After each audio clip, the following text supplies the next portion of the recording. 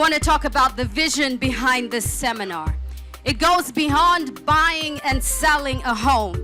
It's an educational seminar that will shift mindsets, and it will encourage people to create generational wealth through home ownership.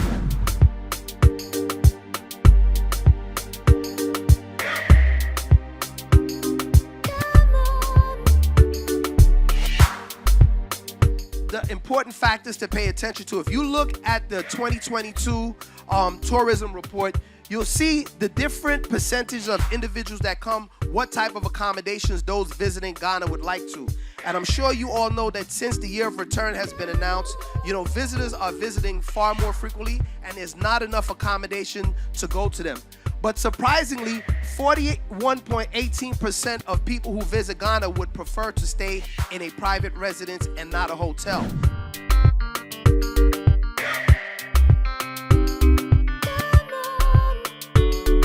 What are, let's say, 3 key things that you've learned that you think other people should be aware of before they come into real estate in Ghana?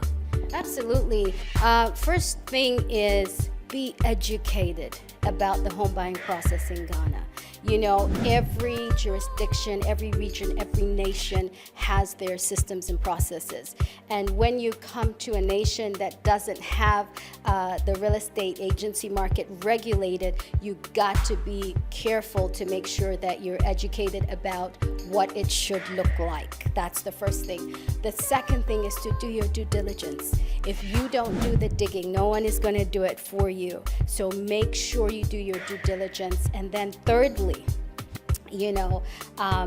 everybody is not a professional real estate agent. And so make sure that you work with a group of professionals. I think those are the 3 key things to learn when you're venturing into the real estate market in Ghana.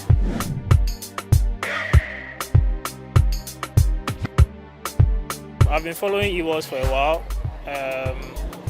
It's a platform that helps young people like us to learn about real estate and knowing who and who to trust and who to invest in.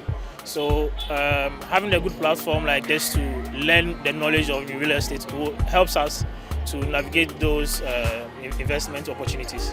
Yeah. I'm going to show you how to avoid land litigation in Ghana. So the requirement by law is that before you buy land in Ghana, do a search at Lands Commission. However, we require that you do extra searches. These searches are a search at the High Court to find out whether there's litigation on the land. You also do a search at the Office of the Administrator of Stool Lands to find out whether there's ground rent owed and whether the ground rent has been paid. The Constitution provides that when it comes to stool land or stool land revenue, that money ought to be paid to the Office of the Administrator of Stool Lands. So what you are giving to the chiefs, you should not be giving it to them. You should be making sure that, first of all, you satisfy the Office of the Administrator of Stool Lands. What you are giving to the chiefs, you can call it a token, but you cannot be calling it a purchase price.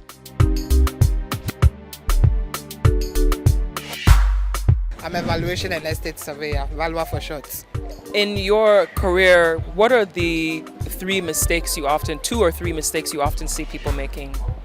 I can't say it enough that people don't use professionals, of course, because they want to evade fees. But most of the time you realize that they come back to you because it costs them too much. So that is one grave mistake that people make in the property sector, not using professionals. And also what I would say is that they don't, if they want to begin the home search, right, usually they don't have a mapped out plan, as in, like Hannah said in her presentation, you should have either a budget or a location in mind. But most of the time they come like, oh, I want a 4-bedroom house. And when you ask them, what's your budget, what's your location, they are not able to tell you anything. So I always keep telling people that either you have a budget, because in Ghana, your budget will determine where you go to. Or the location, if you have a location in mind, they will give you an idea of the going rates or the price of housing in the particular location.